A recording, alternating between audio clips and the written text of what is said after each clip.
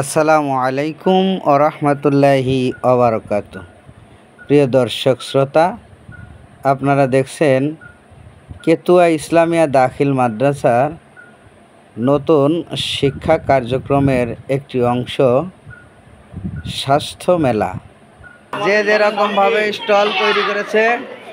আর খাদ্যপণ্যের নাম কি? ভিটামিন খাদ্যদান। আমরা কি খাদ্য অংশ বলো।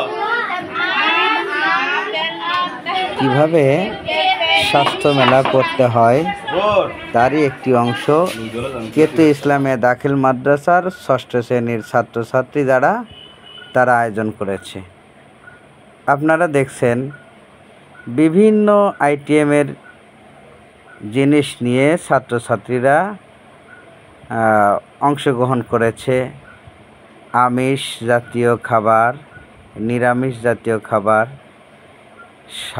শাক সবজি, এছাড়াও যার যেটা মনে চেয়েছে সেটা নিয়েই তারা স্টল বানিয়েছে এবং তা উপস্থাপনা করছে। এখানে স্যার জিজ্ঞাসা করছে, আচ্ছা তোমাদের দলের নাম কি? আচ্ছা তোমরা যে খাদ্যগুলো আনছো তোমার নাম কি বলো তো একটু। এটা থেকে বেশ ছেলেমেয়েরা আনন্দ অনুভব করছে, পাশাপাশি পড়াশোনার প্রতিও তাদের মনোনিবেশ কতটুকু আছে এটা পর্যালোচনা করে দেখা যাচ্ছে। বিদ্যালয়ের শিক্ষকগণ বিভিন্ন স্টল ঘুরে ঘুরে দেখছেন এবং বিভিন্ন জিনিসের দাম বা তার উপকারিতা কী এই সমস্ত বিষয়ে জানছেন এবং তিনারা উপলব্ধি করছেন, বুঝতে পারছেন এবং ছেলে মেয়েদেরকে উৎসাহিত দান করছেন। প্রিয় দর্শক, নতুন শিক্ষা কার্যক্রমের এই অংশটা দেখে মনে হচ্ছে যে অবশ্যই এই শিক্ষা কার্যক্রম যেন হাতে কলমে ছেলে মেয়েদেরকে শিক্ষা দিয়ে থাকে, আর এটা তার ভালো একটা দিক আমি মনে করি।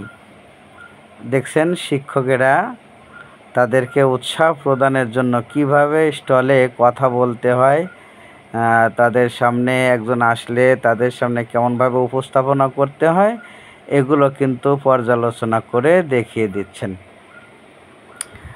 তো আমার কাছে মনে হচ্ছে এটা একটা ভালো দিক। এজন্য নতুন শিক্ষা কার্যক্রম নিয়ে অনেকেই অনেক রকমের মন্তব্য করে থাকেন, কিন্তু একটা বিষয় আমাদের সহজেই বোধগম্য না হলে অবশ্যই একটু ধীর গতিতে বা স্থির হয়ে বিষয়গুলো দেখে পর্যালোচনা করলে দেখা যাবে যে প্রত্যেকটা জিনিসের যেমন খারাপ সাইড আছে, আবার ভালো সাইডও আছে, আবার ভালো সাইডও আছে, খারাপ সাইডও আছে।